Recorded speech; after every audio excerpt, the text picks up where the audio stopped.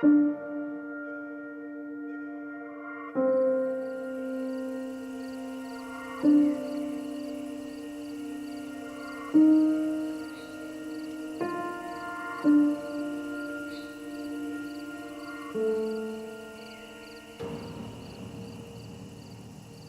solemnly proclaim that God loves his children in every nation of the world.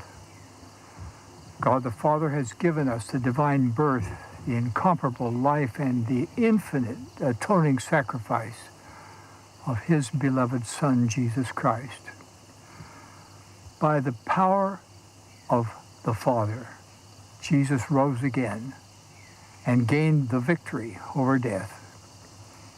He is our Savior, our exemplar, and our Redeemer.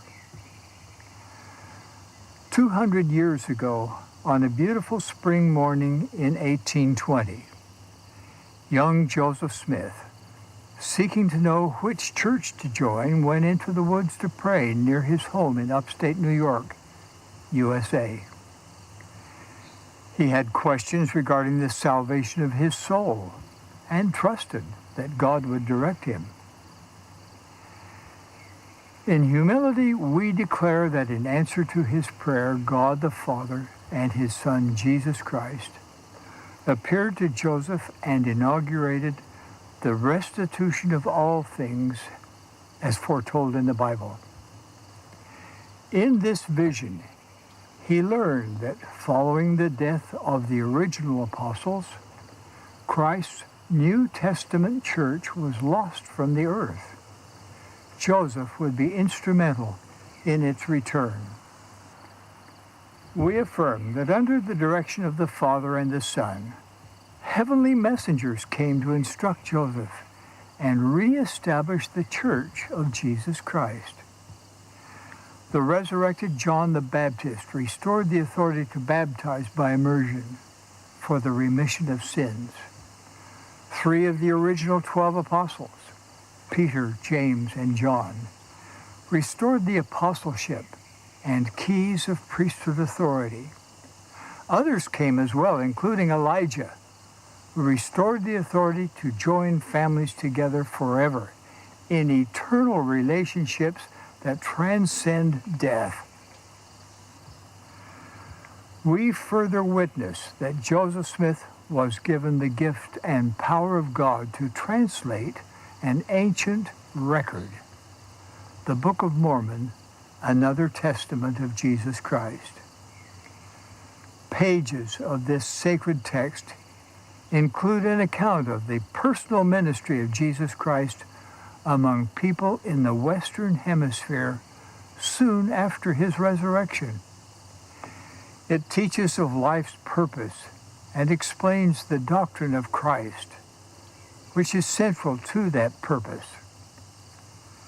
As a companion scripture to the Bible, the Book of Mormon testifies that all human beings are sons and daughters of a loving Father in heaven, that he has a divine plan for our lives, and that his Son, Jesus Christ, speaks today as well as in days of old. We declare that the Church of Jesus Christ of Latter-day Saints, organized on April 6, 1830, is Christ's New Testament church restored. This church is anchored in the perfect life of its chief cornerstone, Jesus Christ, and in his infinite atonement and literal resurrection. Jesus Christ has once again called apostles and has given them priesthood authority. He invites all of us to come unto him and his church to receive the Holy Ghost, the ordinances of salvation, and to gain enduring joy. 200 years have now elapsed since this restoration was initiated by God the Father and his beloved Son, Jesus Christ. Millions throughout the world have embraced a knowledge of these prophesied events. We gladly declare that the promised restoration goes forward through continuing revelation. The earth will never again be the same, as God will gather together in one all things in Christ. With reverence and gratitude, we as his apostles invite all to know, as we do, that the heavens are open. We affirm that God is making known his will for his beloved sons and daughters. We testify that those who prayerfully study the message of the restoration and act in faith will be blessed to gain their own witness of its divinity and of its purpose to prepare the world for the promised second coming of our Lord and Savior, Jesus Christ. Beloved brothers and sisters, that is our bicentennial proclamation to the world regarding the restoration of the gospel of Jesus Christ in its fullness. Study it privately and with your family members and friends. Ponder the truths and think of the impact those truths will have on your life if you will hear them, hearken to them, and heed the commandments and covenants that accompany them.